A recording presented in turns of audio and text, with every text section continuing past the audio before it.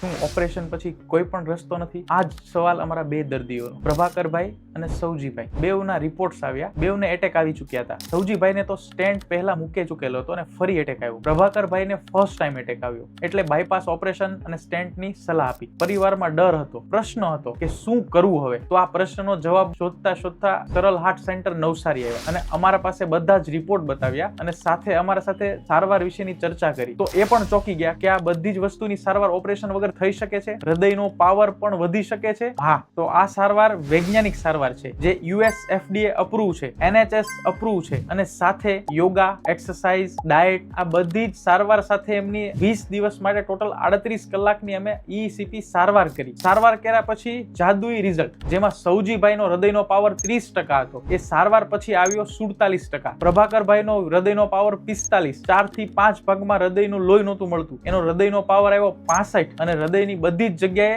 લોહી મળવા લાગ્યું હતું. અને આજે એ બેઉ દર્દીઓ નોર્મલ જીવન જીવે છે. તો જો તમે પણ એવું વિચારી રહ્યા છો કે ઓપરેશન પછી કોઈ પણ રસ્તો નથી, તો એવું નથી. અમે સારવાર કરી રહ્યા છીએ ઓપરેશન પછી પણ, સ્ટેન્ટ મૂક્યા પછી પણ, અને જો ઓપરેશન, સ્ટેન્ટ કે બાયપાસ ન કરવું હોય તો પણ. તો આજે જ સેકન્ડ ઓપિનિયન માટે અમને રિપોર્ટ્સ મોકલો 9428530995 પર.